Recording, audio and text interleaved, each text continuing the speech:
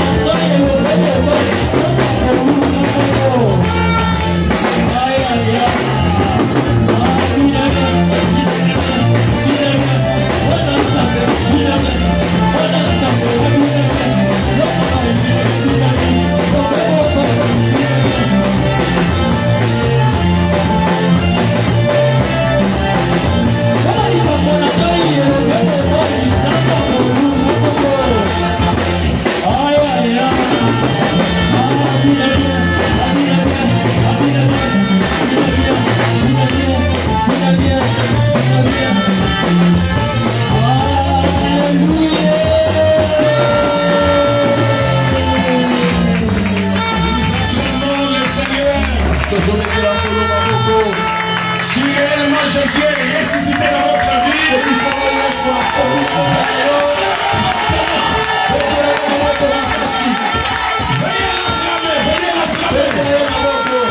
J'attends quelqu'un qui soit de Dieu.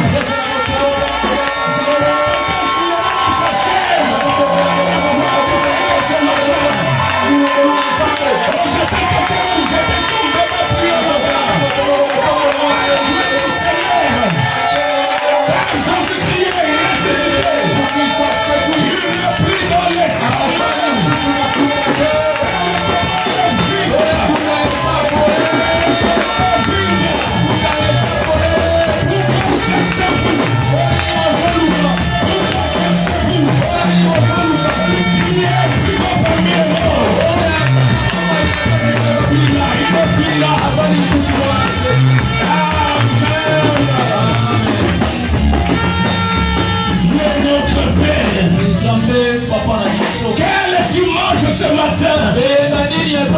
Quel dimanche de célébration de ta mort et de ta résurrection?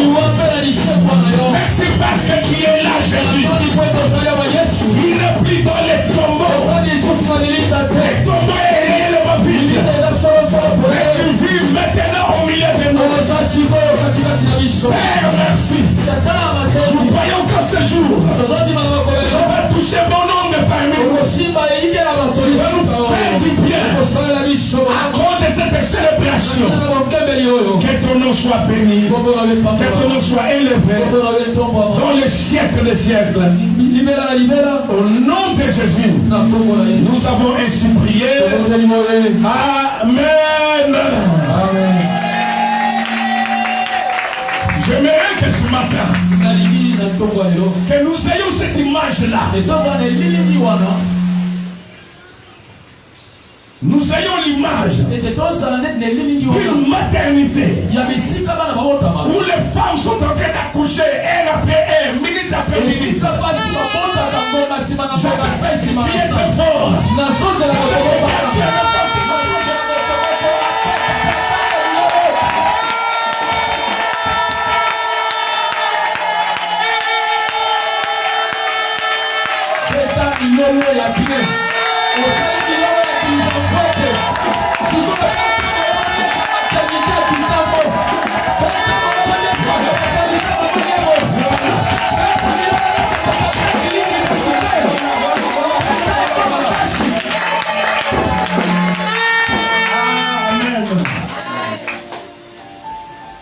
Lorsque Marie, nous sommes dans Marc chapitre 16. Lorsque le sabbat fut passé, Marie de Magdala, Marie mère de Jacques, et Salomé achetèrent des aromates en fait d'aller embaumer Jésus. Le premier jour de la semaine, elle s'est rendue au sépulcre de grand matin, comme le soleil venait de s'élever. Elle disait entre elles, qui nous roulera la pierre lors de l'entrée du sépulcre. Et levant les yeux, ils aperçurent que la pierre qui était très grande avait été roulée.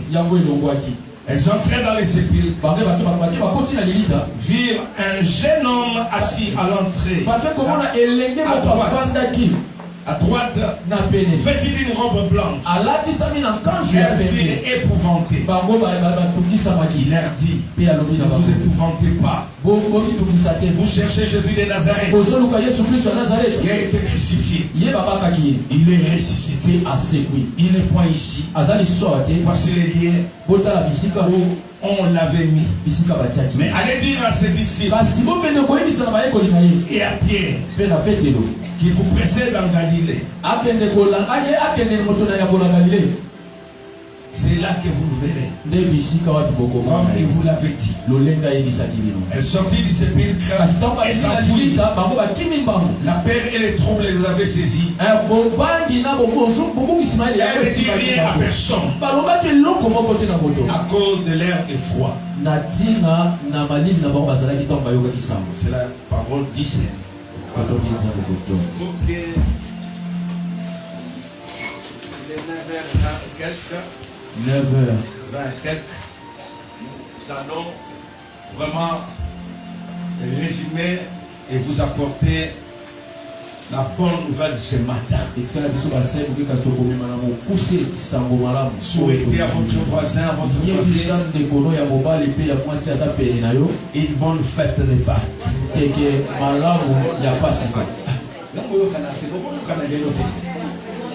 Bonne fête de Pâques. La Pâques également c'est la réconciliation. L'objet c'est la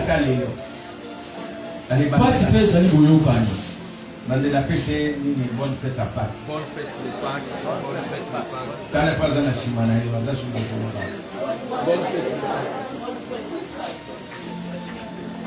Voilà.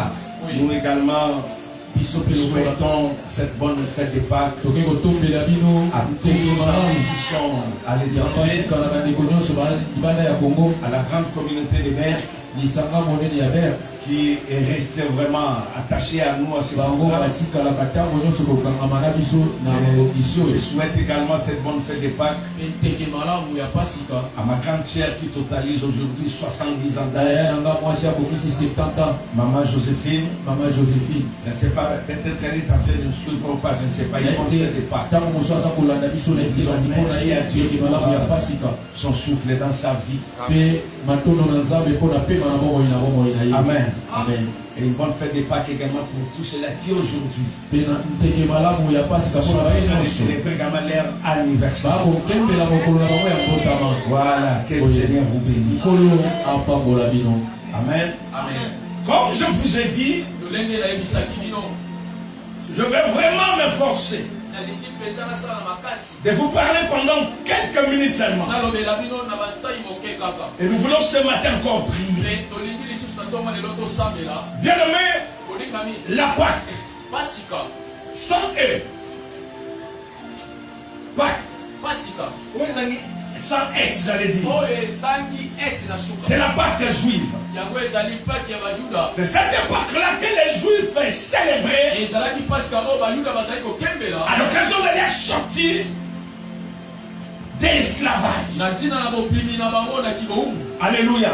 Et à cette occasion, le Seigneur avait ordonné par l'intermédiaire de son serviteur Moïse qu'on puisse célébrer cette Pâque. Et la Pâque avec un S.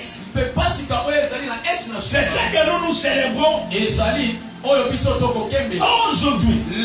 Et là, nous sommes en train de commémorer la mort et la résurrection de Jésus-Christ. Alléluia.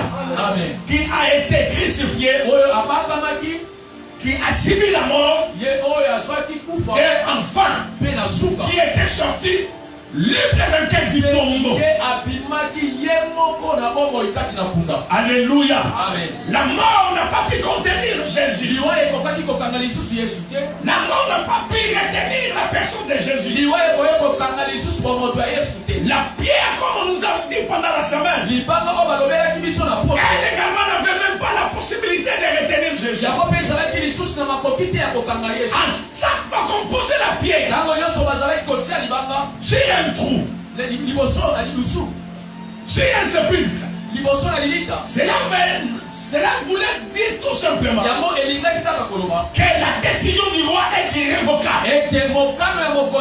Personne alors ne pourra s'opposer à ce que le roi a dit. Alléluia. Amen. Nous avons vu cela même avec Daniel. Dans la fosse au lion, le roi avait décidé qu'on place la pierre. Il avait également placé même son anneau. Mais nous sommes en train de croire qu'il y a une seule personne qui est capable de vaincre les lois, d'aller au-dessus des lois. Alléluia. Amen. Une seule personne. Ils ne sont pas tels. Et la personne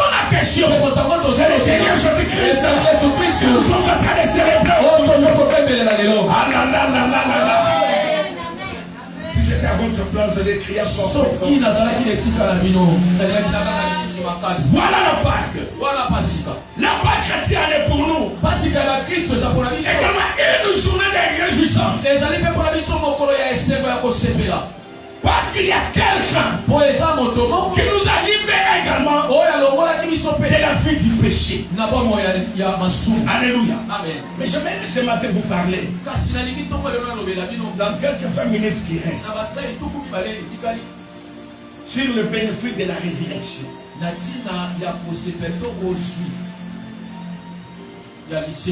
Les bénéfices. Amen. Amen. 1 Corinthiens chapitre 15 verset 14.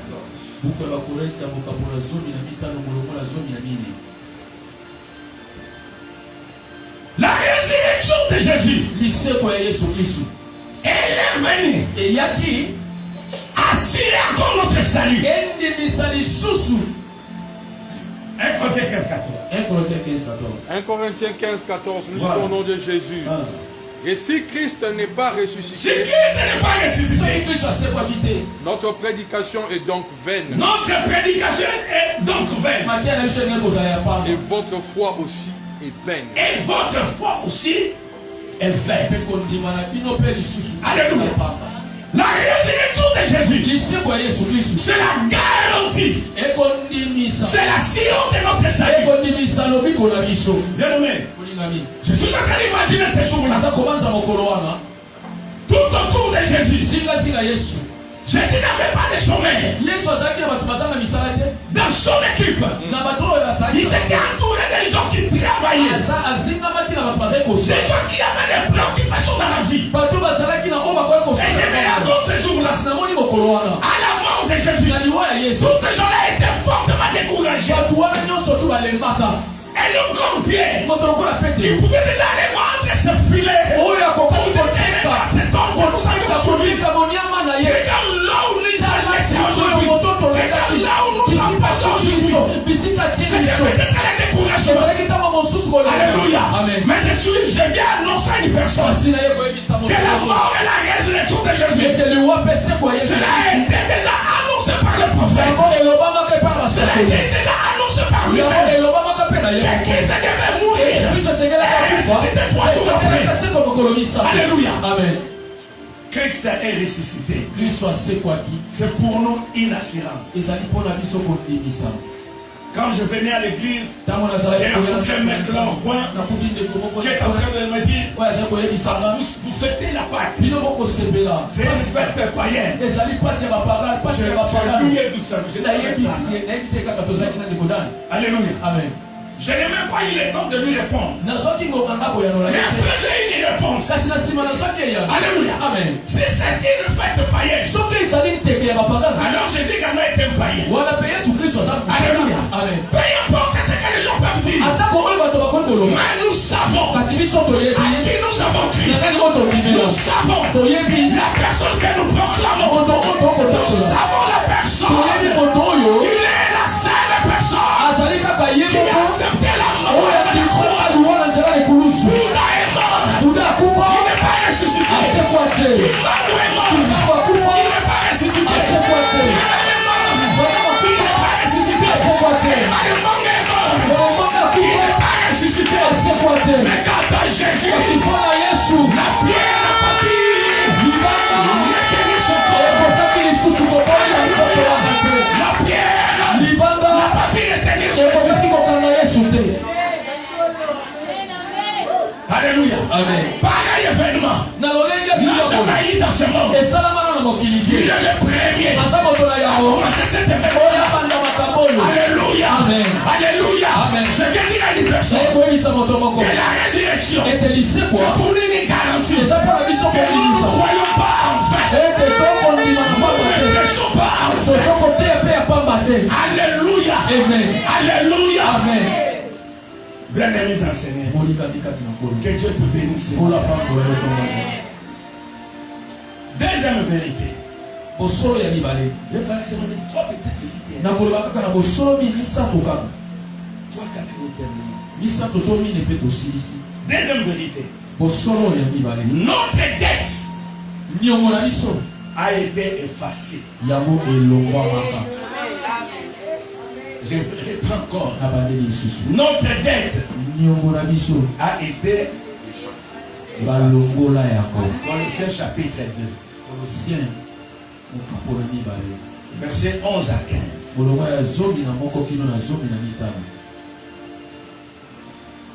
Colossiens 2, du 11 à 15. Du 11e au 15e verset, nous lisons au nom de Jésus. Voilà. Et c'est en lui que vous avez été circoncis d'une circoncision que la main n'a pas faite, mais par la circoncision de Christ, qui consiste dans le dépouillement du corps de la chair.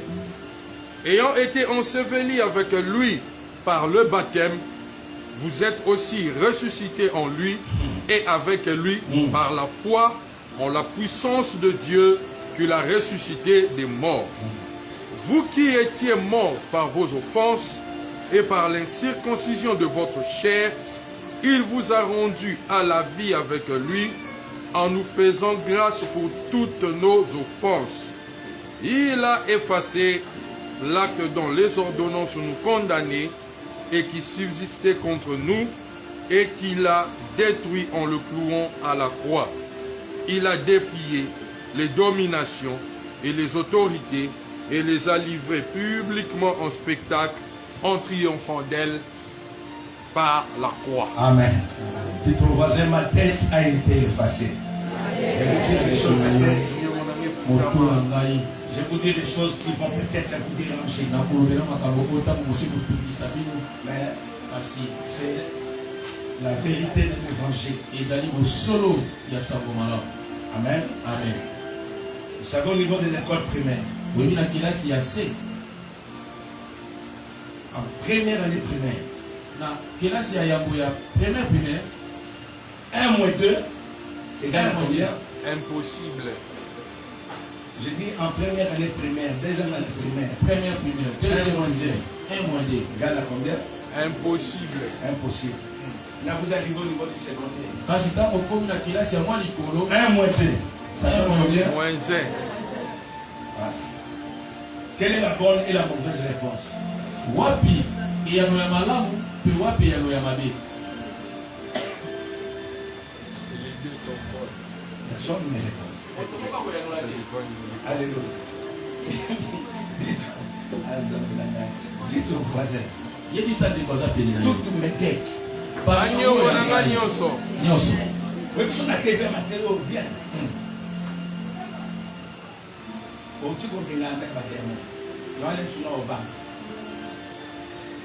Si on a été, on a il y a un mois il y a un mois et il a péri de ce matin. On doit arriver à une période. On doit monter des niveaux de spiritualité. Amen. On ne doit pas rester toujours au niveau primaire. Hein? S'il vous plaît. Hein? Ça va déranger quelqu'un.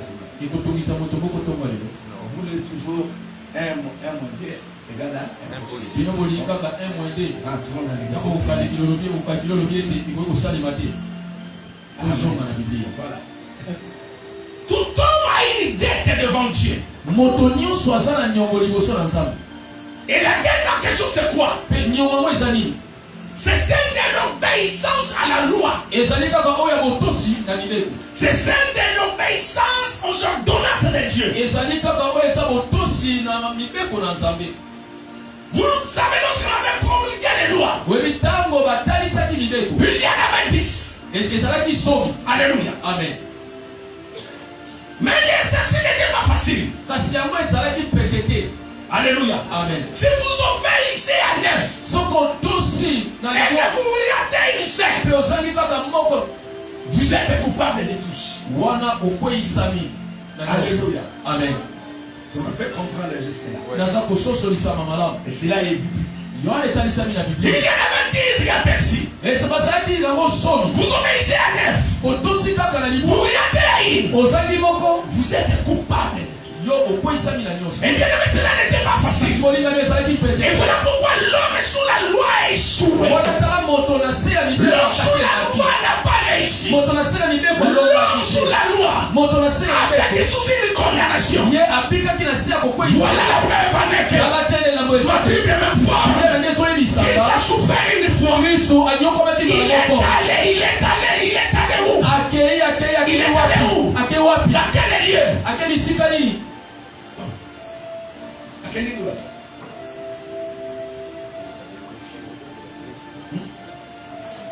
Yesu makonio kwa mama. Ake wapi? Bamenie wapi? 1 Pierre chapitre 3. Toi 1 Pierre chapitre 3. Buku ya yango ya Petelo. Papa quel est le Ukapona misato. La loi n'était pas facile. La loi était tellement difficile. Et l'homme a échoué sous la loi. Lisez Papa Trésor. Christ a souffert. 1 Pierre 3, 18. Christ a souffert une fois pour les péchés, voilà. Lui juste pour les injustes, afin de nous amener à Dieu, ayant été mis à mort quant à la chair, mais ayant été rendu vivant quant à l'esprit, voilà. Continue. Dont lequel aussi il est allé prêcher, aux esprits emprisonnés, qui autrefois avaient été incrédules lorsque la patience de Dieu se prolongeait au jour de Noé pendant la construction de l'arche, dans laquelle un petit nombre... Oui, seulement Dieu sauvé. Merci Papa. Voilà. Oui. Qu'est-ce que je vais dire seulement? Alléluia. Amen. Écoutez-moi bien aimé, maman. Christ est mort. Pendant les 3 jours, il est allé parachever un travail. Il est allé prêcher aux esprits qui étaient emprisonnés. Il est allé prêcher aux esprits qui étaient condamnés par la loi. Voilà pourquoi pendant 3 jours, les gens croyaient. Ils croyaient à l'avoir vaincu. Ils croyaient apporter la victoire sur Jésus. Le premier jour, il n'y avait rien. Le deuxième jour, il n'y avait rien. Or, Jésus était en train de prêcher. Or, Jésus était en train de travailler. Il était en train de libérer les âmes qui étaient interdits au continent. Et alors qu'il a fini son travail, le 3e jour, il est sorti libre. Il est sorti du tombeau. Parce qu'il a accompli son travail. Parce qu'il a accompli sa mission. Alléluia. Je viens dire à une personne que sous la loi, l'homme a échoué. Sous la loi, on a eu des dettes. Sous la loi, alléluia. Sous la loi, même votre famille a eu des dettes. Sous la loi, vous avez été condamné. Mais je t'annonce ce matin, il y a quelqu'un qui a payé les dettes de ta famille, qui a payé les dettes de tes parents, qui a payé les dettes de tes grands-parents. Amen. À cause de Jésus, même aux années, aux années, Amen.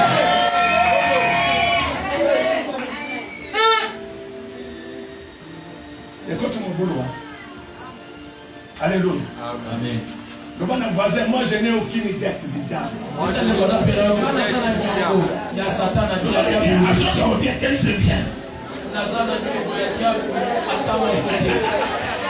Yaya, vous n'avez pas une dette du diable. Pour votre dette, il y a quelqu'un qui s'est déporté garant. Il y a quelqu'un qui a accepté. Il y a quelqu'un qui a pris ta place. Il y a quelqu'un qui a dit toutes les dettes de maman et Komo. Moi je paye cela. Moi je paye cela. Toutes les dettes de la famille Lumaki. Moi je paye cela. Toutes les dettes de la famille Maki. Je paye cela. Toutes les dettes de votre famille. Ont été payées par Jésus.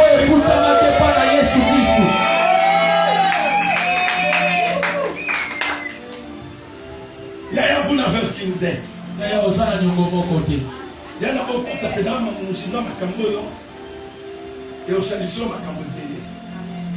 Mais j'aime bien parce que la révélation amène toujours la révolution. La révélation amène toujours les changements.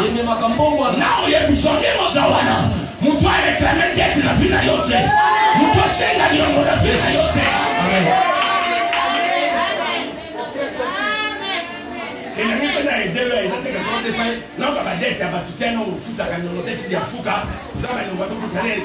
Et d'ailleurs, il y a un foot à gagner, tu vas au Kangayo. Ah, Kangayo. Ah, tu vas gagner au Sekaka, au Kangayo.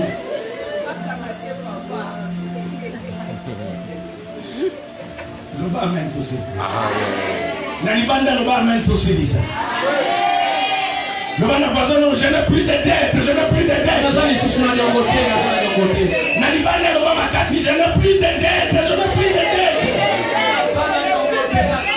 Nabiba t'a cassé, les gars, il y a Libanda le bas, je n'ai plus de dettes, je n'ai plus de dettes. Nous avons un problème. Je n'ai plus de dettes, je n'ai plus de dettes.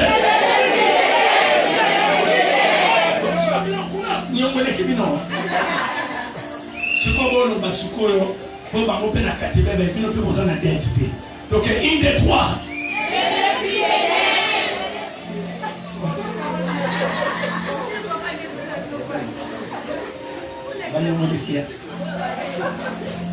Il y a un zamba foutu l'eau. Même papa n'a vu la compte à Cabagnon. Même papa n'a vu la salle à sacrifice pour la bino. Bakoma qu'on réclame la bino. Bakoma qu'on saigne la bino. Bakoma qu'on met des amours la bino. Mais ton nom il a bino ton moi l'élo. À cause de la mort et de la résurrection. Vous n'avez plus de dettes. Vous n'avez plus de dettes.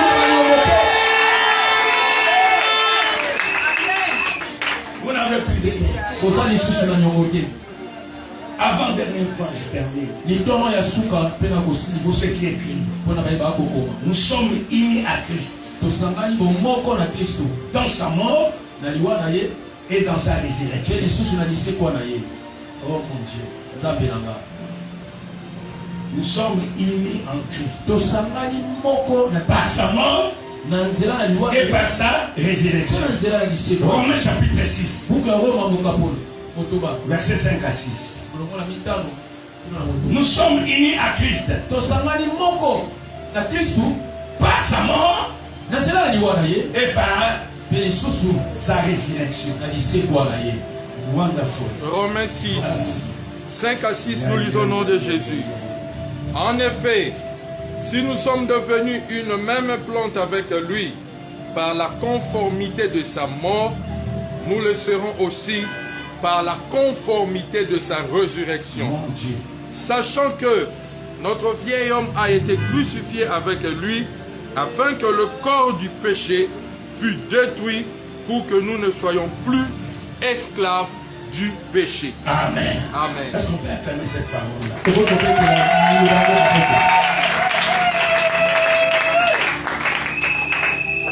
Nous sommes devenus une même plante. Pas de plante, mais une même plante. Alléluia. Amen. Je voudrais ce matin passer par des démonstrations. On n'a pas assez de matériel.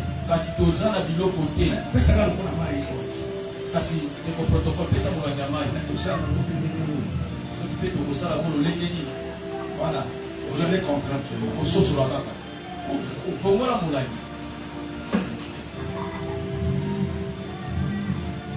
Ouvrez-les. Mélania.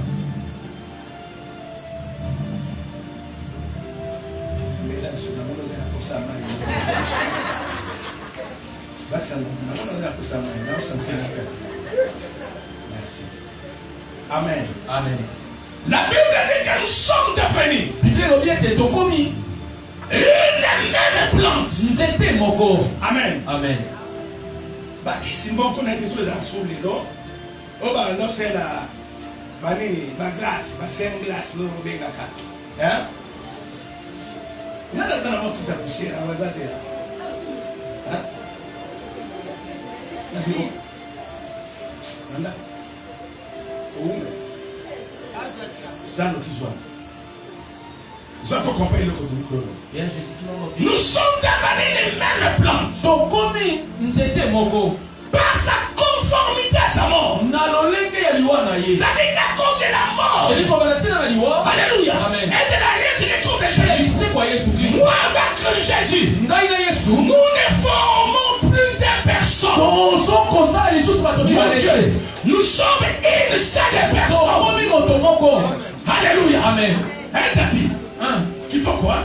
Nous sommes une seule personne. Et voilà pourquoi Paul a dit dans Galates chapitre 2 verset 9. C'est moi qui c'est Jésus-Christ. Parce qu'ils étaient devenus une même plante. Alléluia. Amen. Paul s'était conformé à Jésus-Christ. Alléluia. Amen. C'est terrible. Amen. Amen. Amen. Amen. Non, on peut cet exemple. Le voilà.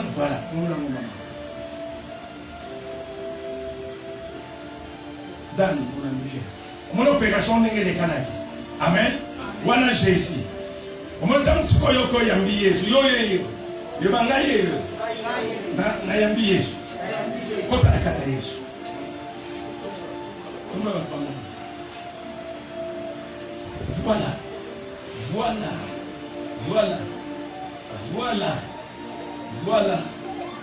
Voilà. Allez, dans la bouche. Mais il faut que tu appelles à Colorant. Je vais couler. Et nous, ça a canal. Il y a un jamal. Mais tu as dit que Zaki m'a yamine. Il y a Pembe. Hein? Il y a Percy. Mon ingénieur. Prophète, Percy. Amen. Maintenant avec Christ. Si tu es Christ, nous sommes devenus. Donc commis. Une même plante. Et par sa résurrection, nous devenons également un seul corps. Mon Dieu. Si nous t'accompagnons à Camboyo, akobanga ndoki na kati na bomo na yete. Akobanga bilimo na kati na bomo na yete. Soki ba kobundisa ba kokutana na yote. Yoza kati na Yesu. Yoza kati kuna. Yes. Amen. Yeah. Toyoki kutu awa simbe linko beta leopard. Et dit qu'on obite au pola. Pona nini ozakana ni ngona ye. Batu bakangi kanga mena mwana mutasinje dingwe te. Dika sila na ye kala. Mena na okele bakabo soto polito obuka na kunena mateteme. Mtu akome kuna te. A cause ya kwa? Ya komu atika na mboka oyo. Mais moni mtu oyo mena presenter bino. Dingwa za rien. Azel loko papa de papier. Mena presenter bino le Seigneur Jésus. Oya zakati na Yesu. Abanga bando kite.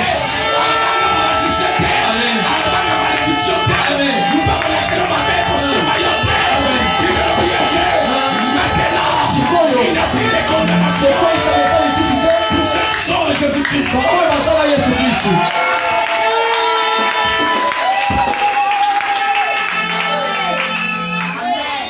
Dans l'image de Zawa, tu as pu. C'est quoi le bangandé? Ni a wali la. Yo, on a monné quelque bébé pour y aller.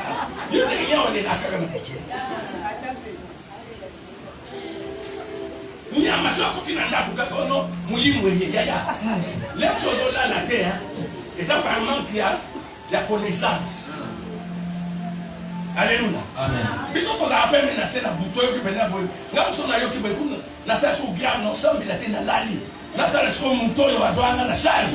So kaza na makokito pa ya ko ba ke ngai. Nous sommes ni butu mna la kite. Na lo kendo kama be wala mkana tongo miswe telio on kantomela ki bangi na butu. Joka bosanga poni. Bosanga poni. Un homme normal, il a droit également à un repos. Alléluia. Amen. Dans les locaux qui toquent. Le bon voisin, il n'a pas de temps. Loba n'importe aussi ça. Voilà. Loba n'a pas fait na yo hein. Ngana Yesu toza mtubo. Merci papa. Merci papa Dan Daniel.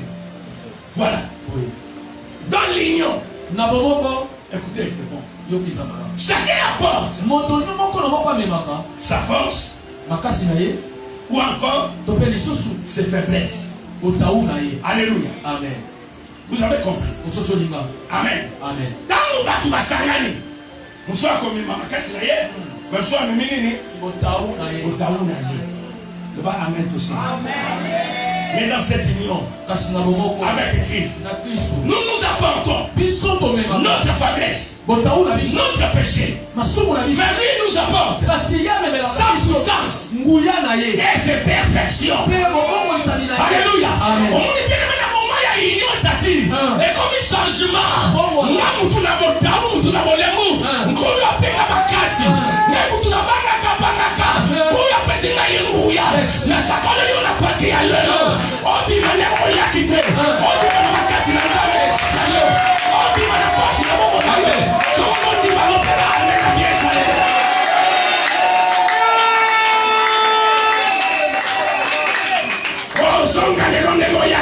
Amen. Osons un homme fort. Amen. Osons une femme forte. Amen. Alléluia. Mais ça colle les autres ya lelo. On va dire comment on a dit Goliath na misuna yo. A comme il colle la fourmi na c'est pas corona. Amen. À cause ya union. Batina na bomoko. Le bana faisait à cause ya union na ngana Yesu. Batina na bomoko Yesu.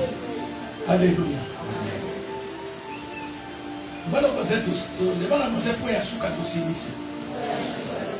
Et c'est long et ils ont abandonné sous karaté.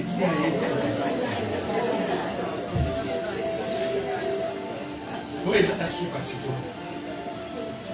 Comment point sous karaté? Satan est vaincu. Satan a l'ongami. Le banayako Satan est vaincu. Satan a l'ongami. Amen. Nous avons besoin de ma frère Adami Satou. Volontaire. Dan yakana mbamba. Dan bandana toya. Kenabia kana toya.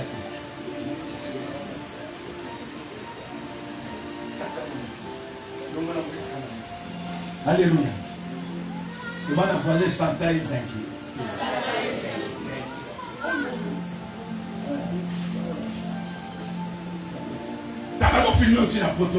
Si Satan est vaincu, voilà, ça va te rapporter un autre. Donc, on a besoin de toi, Kabalongi, Nabalongi. Donc, on a besoin de toi pour la façon de battre.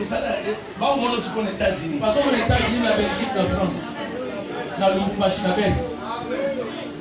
Vendredi, il y a un nombre de awa. Donc, on dit maté, net G. Vous connaissez ça, toi. Hein? Mystique aussi. Donc, nous avons le bas. États-Unis. Tellement nous bas, on dit maté. Ok. Faut que tu parles tout est. Pas un hôtel qui coûte. Et ça va être mes appels sur la vie. Quand tu as le bac, il est machin. Quand on a dû être qui coûte aux États-Unis. On va aller à.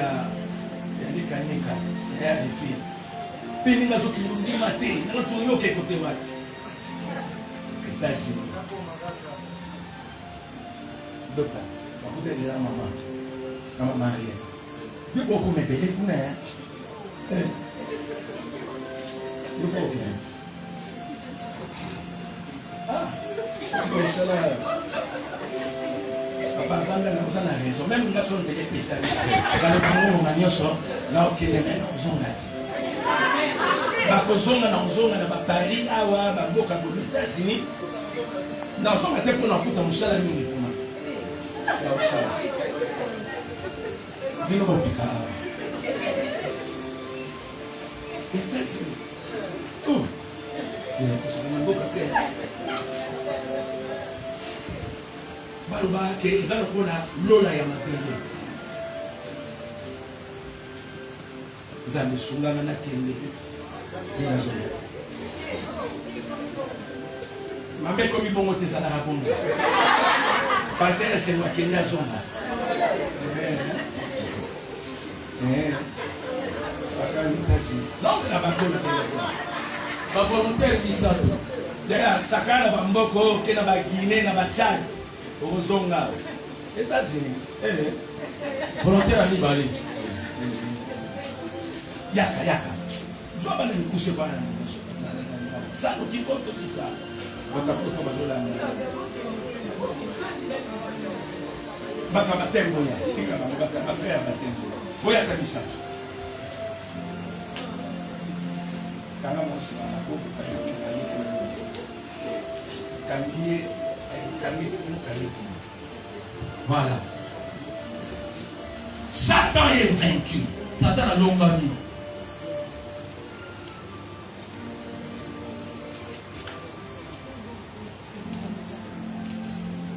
Il fait comment tu parles?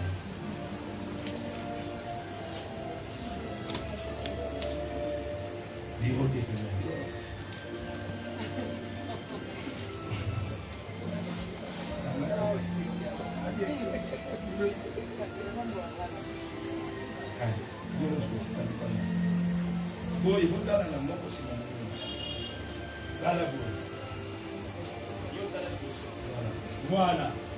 Voilà, c'est ce qui s'est passé à Rome.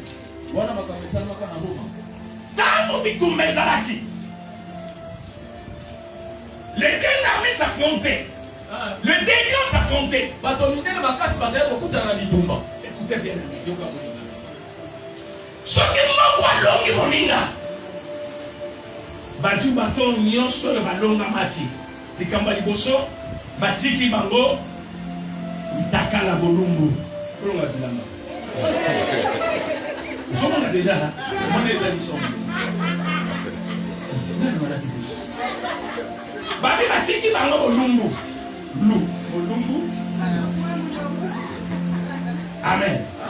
Si comme muto ya gagné bango manger. Yeli kolo ya shai. Alléluia. Si comme bazotambola na ville ya Rome. Bazotambola na mboka ya Rome. Tango batu bazomona bazobeta maboko ngala ndongi mambo. Bazobeta maboko. Batu bazokwania bazobeta maboko. Kana batu balonga ni bangoyo. Baliko te mambo. Batiki bango mutakala. Batiki bango bolungu. Bazotambola na mboka ya Rome. Beta kana maboko. Balonga ni lelo. Singo bango bene balonga ni. Voilà. Dans la comme l'esclave la vision. Comme l'esclave la naï. Oh la. Beta kana maboko.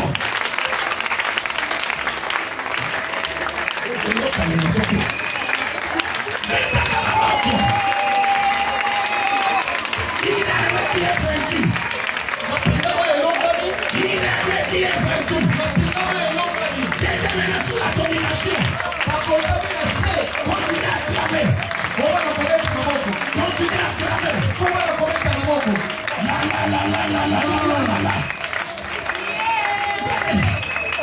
Vous avez les esclaves. Venez.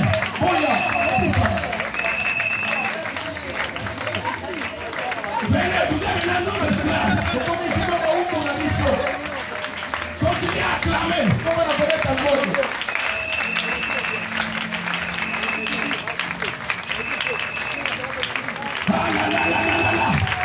Cette image ici, c'est ce que Jésus a fait à la croix. Il a triomphé. Il a triomphé le diable.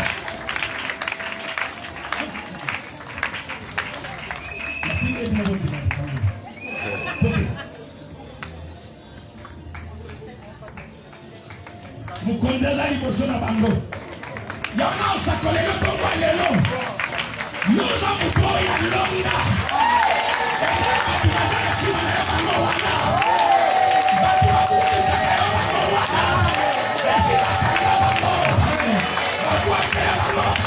Amen.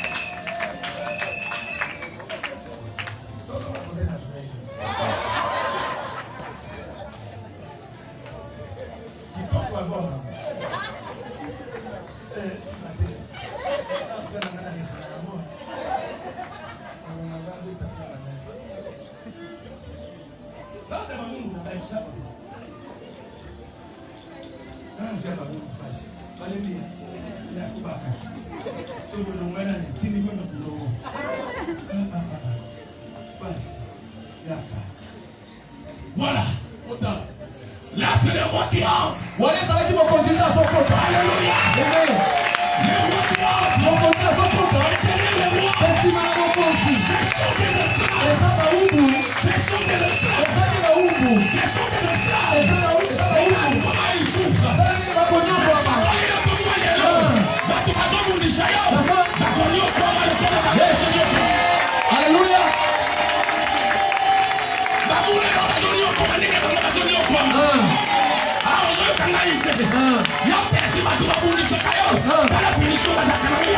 Amen. Voilà.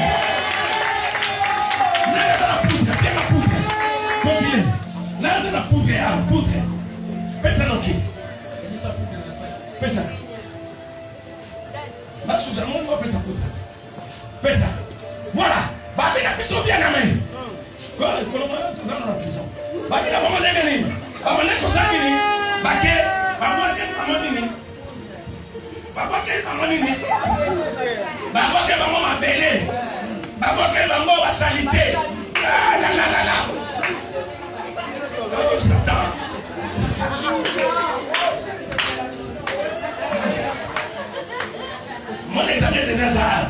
Je vous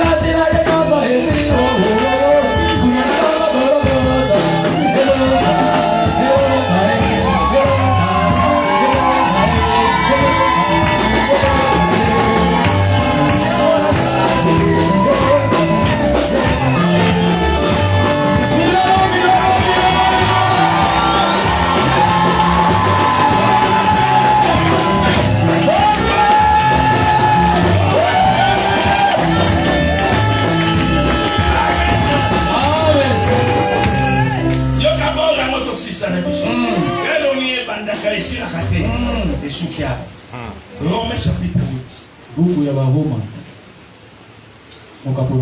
Verset 31 à 39. Quel dirons-nous à l'égard de ces choses? Si Dieu est pour nous, qui sera contre nous? Lui qui n'a pas épargné son propre fils, mais qui l'a livré pour nous. Comment? Ne nous donnera pas aussi toutes ces choses avec lui? Qui accusera les élites de Dieu? C'est Dieu qui te justifie. Est-ce qu'il y a un élite de Dieu ce matin? Personne ne peut t'accuser. Qui les condamnera? Christ est mort bien plus. Il est ressuscité. Il est à la droite de Dieu. Et il intercède pour nous. Qui nous servira de l'amour de Christ? Sera la tribulation, ou l'angoisse, ou la persécution, ou la faim, ou la nudité, ou les périls, ou l'épée. Selon qu'il est écrit, c'est à cause de toi qu'on nous met à mort tous les jours. Qu'on nous regarde comme des brebis destinées à la boucherie. Mais dans toutes ces choses, nous sommes plus que vainqueurs. Par celui qui nous a aimés. Car j'ai l'assurance, ni la mort, ni la vie, ni les anges, ni les dominations, ni les choses présentes, ni les choses à venir, ni les puissances, ni la hauteur, ni la profondeur, ni aucune autre créature